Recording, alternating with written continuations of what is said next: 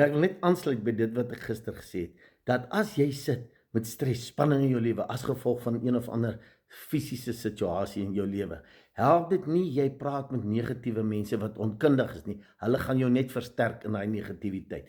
Kry iemand om mee te gesels wat jy vertrou, wat jou gaan help om op die oplossing te fokus en hoe om dit beter te hanteer. Onthou net gou-gou, stres is 'n ding wat in ons kop is. Ja, daar gebeur iets in die fisiese, het sy in jou gesondheid, het sy in verhoudings wat, daar's dalk familie twis, besigheid twis, wat ook al. Dis 'n fisiese ding. Maar nou het ek alles in die fisiese probeer om dit te herstel. Maar die oplossing is nog nie daar nie. Wat doen ek nou? Nou bou ek dit in my kop verder. Ek brei daai storie uit. Dit word al hoe erger en erger. En ons het 'n case building in ons kop en dit raak groot. En dis hoekom, omdat ons nie verstaan hoe om hierdie denke in lyn te kry met die oplossing nie, word die spanning net meer en meer omdat ons dit oor en oor bedink.